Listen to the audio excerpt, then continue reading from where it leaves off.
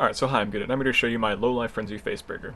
So this is a character that's using the Solaris lorica to achieve low life without the dangers. So normally chaos damage bypasses energy shield, so if you have like 300 life like I do now, and I get hit with any chaos damage, I'll probably die instantly. But using either the Solaris lorica or the Shav's wrappings lets you achieve really small life pools without the danger of chaos damage. Chaos damage is still dangerous, you still take damage from it, but you can have very low amounts of health and still be safe because your ES pool is good enough to tank it all. So this is a character that uses the blood magic node.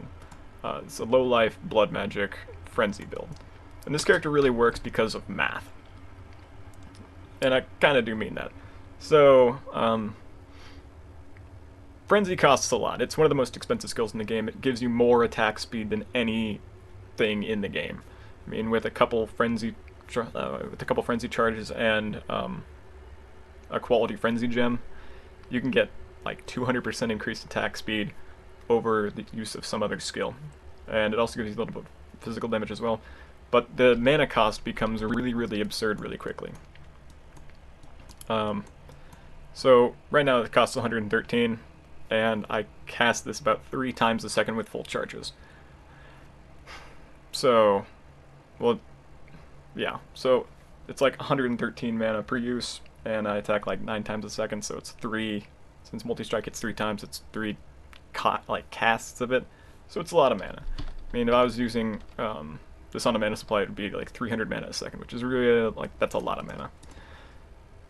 But, because of blood magic, it casts on life instead, and because I have it linked to life gain on hit, I get 46, currently I get 46 life gain for every enemy I hit. But I hit 3 times per cast, so with 3 hits that's like 100 and... what? Oh my god, I'm bad at math. Like 138? I think it's like 138 life back. And when I cast it, I drain 113. So I take 113 damage per cast, and I get 138 back. So I effectively have unlinked the mana cost of the skill from the attack speed. So I have basically infinite mana to use Frenzy with, which solves all the mana issues. It's also immune to no regen and half regen maps, which can be kind of annoying, but since the life gain on hit is instant, I have unlimited mana capacity effectively. This isn't always true actually, and there's some caveats to this where I might have to use a potion, for instance, to get my life back. For instance, if I kill a mob in 1 hit, I don't get the 3 hits back. So this character actually works really poorly in normal difficulty because I run out of mana. But I get a lot of flask charges because I one-hit everything, so it doesn't really matter. So one of the problems is the Solaris lorica has no ES on it. That's kind of a big issue because the chest is usually where you get a lot of your ES, because the high-end chest usually has like 800 ES on it. If it's like a hybrid piece, around 600. So I'm missing out like 600 ES on the chest. And to make up for that, I'm getting all these shield nodes. So all these shield nodes across the tree have increased defenses from equipped shield. And in total, I have about, I think around 200% increased general defense. So any defense I have in a shield. Like if this is a supreme kite shield, with the same amount of ES, I would get around like 1,500 armor or so, if it had like 500 evasion. But I also have these extra ES nodes up here. So every point of ES on the shield is effectively, I think, 5 or 5.5 about. So if I take it off, I lose a pretty big portion. That's like 2,500 ES. So there's like a 5 times multiplier for every point of ES on the shield. So the shield is basically all of my entire life pool. I have a little bit from Discipline and a helmet and some Rainbow Strides, which I corrupted and failed to get a Frenzy Charge with, so that was kind of annoying. So yeah, I guess let's put in a unID'd Jungle Valley map. So this build's basically immune to all the map mods in the game. I'm not sure there's a combination that really bothers me.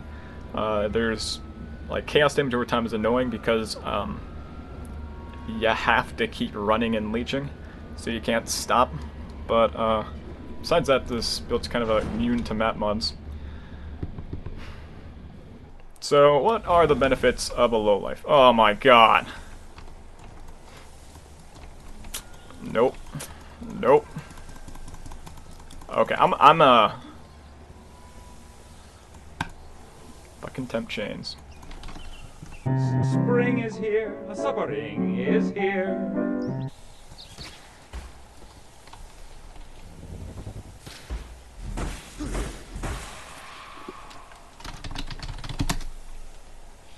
I'm gonna go with not worth my time. That's what I'm gonna go for. So you know that saying about prisons about how time moves slower when you're on the inside? Temp chains map's exactly the same way. It just kind of draws out everything you don't want to. So in my hubris, I forgot that that mod existed, and it actually kind of pisses me off. But besides that, pretty much immune to map mods. So what are the benefits of going low life? So when you go low life, you exchange the ability to enjoy the game in order to do more damage. So, you know, the less life you have, the less you can actually see. And this isn't the worst map for it. If you're going to like a vaal pyramid or something, low life, it's terrible. And my tree doesn't actually go very near or very close to the arcane vision node, which is the only node that actually lets you see in this sort of setup. Funny thing I learned about the arcane vision node is that it's right next to the eldritch battery node, so if you want to have the low life experience without going low life, just grab those two and it's pretty fun. So yeah, what actually are the benefits of going low life? For one, Blood Rage gives you a really big attack speed bonus. And yeah, it's like currently 52% increased attack speed. And in 2 more levels that gets up to 54% attack speed. So it's a really, really strong boost to attack speed. It's about as strong as the faster attack string with quality. So, you know, it adds a lot of extra damage. There's some more. You get access to, for instance, the Wonder Traps, 100 rarity, so I can kind of just equip a different pair of shoes and get up to about 160 rarity really easily. And then you have access to things like, you know, pain attunement, and there's a whole variety of other low-life types of things that give you small little extra bonuses. But for this build, it's basically just the Blood Rage bonus of attack speed. And also, if you go low life, Blood Rage doesn't actually hurt as much.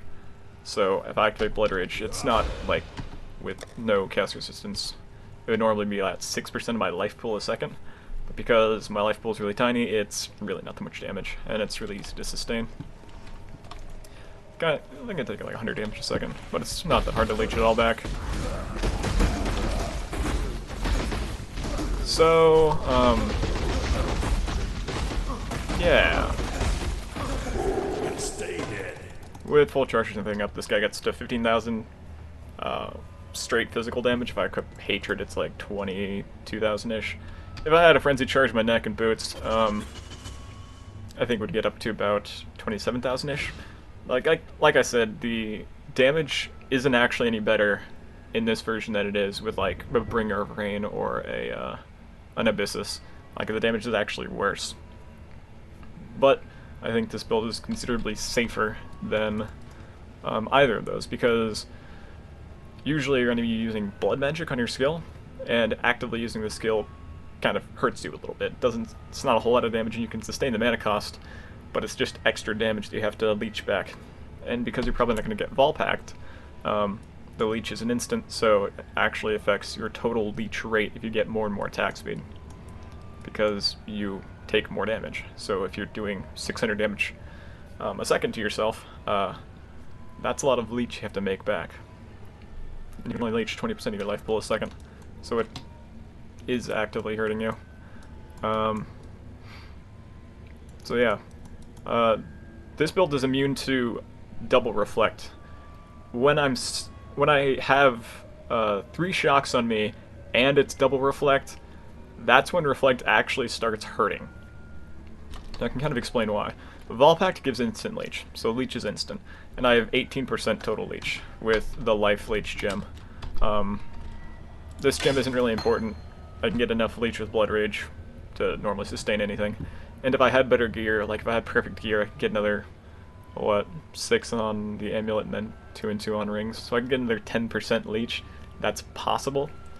So that could completely nullify the need for the life leech gem. But this character is pretty much immune to Reflect because of the high amount of leech with Vaal Pact. So Reflect, I think, is about 15% or something. They keep changing it. Whatever. I'll just go with 15% Reflect. But I have 75% chance to block. So most of the Reflect is blocked. So that 15% is now down to like, what, a quarter of that? So that's like 3.5%. That right? That seems right.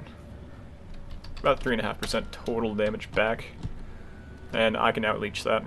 But when you get to quadruple Reflect, that's 3.5 times 4, and then the leech is going to be about as much as the actual damage you take. I don't know, I could explain this all math. But effectively, I can take about quadruple leech, or quadruple Reflect, and that's about where I start dying to it. The other problem is that the more Reflect there is, the less leech I have, because I take more damage from it. So, I don't know, Vaal Pact does a lot of interesting things. Yeah, because the more damage you do and the more leech you have, the more survivability you have. So vulnerability becomes a defensive curse because you just start doing more damage and then you leech more. Yeah, I don't know. If you make a Vaal Pact character, it really kind of changes the way you view how you play the game. Okay, so I did some calculations, and I found out that I either need to be shocked or cursed with vulnerability in order to feel Reflect, or in order for there to be a net negative hit point. Yeah, hit point gain. Yeah, negative. Yeah, that's how it works. So I can take 2.46 Reflects.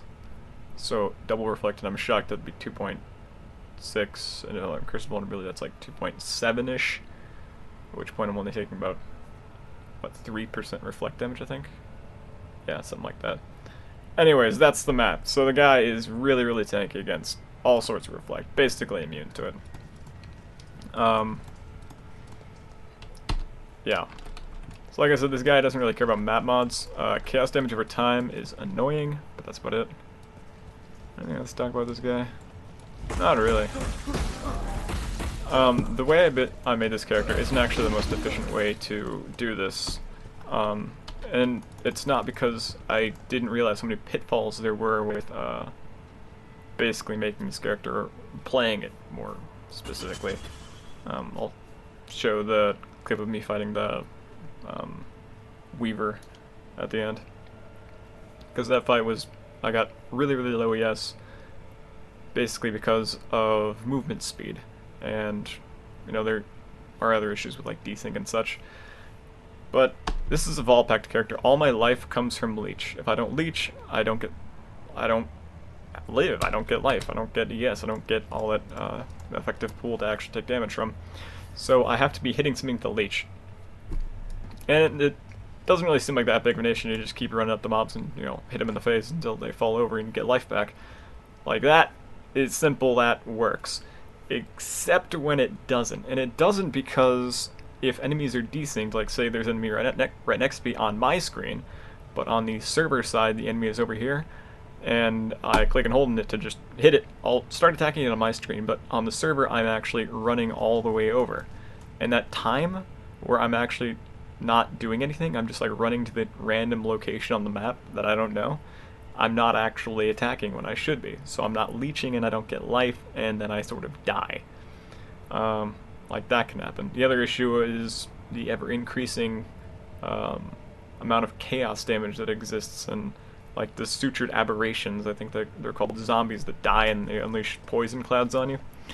Because those things, if I kill them, I can't actually run away fast enough before I take a massive amount of damage. So those things are basically like this character's bane. I could try to get chaos resistance and everything, but that's one more stat along an increasing number of stats that I really have to force onto 4 pieces of gear, 5 pieces of gear, which all have more important things to get on them than chaos resistance. So this isn't the most efficient way to take to make this build. The more efficient way is to start as a duelist and actually go through these nodes right here and pick up leather and steel, as well as master the arena for the unarmed range. Leather and steel is for the movement penalties, because if I had that, I'd have 12% more movement speed. In addition to that, running haste instead of some other thing, it might actually be even better to use an honor home helmet, so I would have plenty of resistances, because that's 40 resistance on 40 to all elemental resistance on low life, and then it can maybe, it also gives reduced mana cost, so I could spec it at these or something. I don't know. There's probably a more efficient way to do the build. I know there is. The duelist is actually a better start, and not going over here at all, because I calculated out the tree and that's 104 points for the duelist, and it's I think 108 points for the marauder to get everything and go through this section to grab leather and steel. It's also more defense, so you have more armor. But that's basically the build. Yeah. You know, standard Facebreaker stuff. Get physical damage everywhere if you can. Physical damage is damage. I have a Stone of Lazar with a Frenzy Charge. I've been trying to get a Frenzy Charge on amulets for a while. I corrupted a lot of these things. I bought, like, anyone who was online, I checked, like, Poet at XYZ. I bought basically every physical damage amulet on there and corrupted them all. And, haven't gotten a Frenzy Charge. I think there's about a 1 in 100 chance of getting a Frenzy Charge. I'm not entirely sure about the stats, but I think it's about 1 in 100. You can also get a Frenzy Charge on boots, which I tried to and failed, and I've corrupted many a pair of other boots trying to get a Frenzy Charge on them. But yeah, I think with perfect gear, with like Frenzy Charges on everything, I think this guy could get up to maybe 20,000 straight physical damage. Self-buffed. If you're running in a party, you can probably get to like 30k or something like that. Again, not quite as strong as just Life Ace or like an Abyssus or Bringer of Rain or something like that, but good enough. You also have access to a lot more Lage, so you can do a lot of impossible things you shouldn't be able to. But yeah, that's basically the build.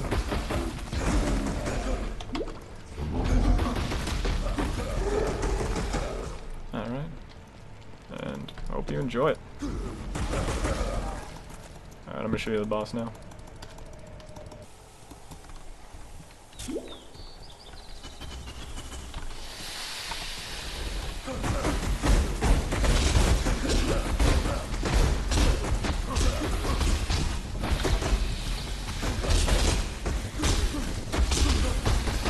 Oh my god.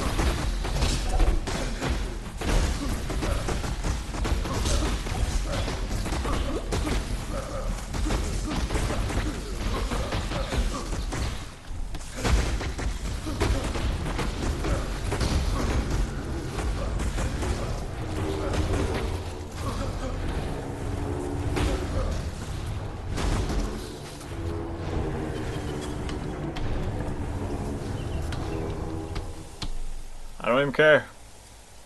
Temp Chains map is lost for everyone.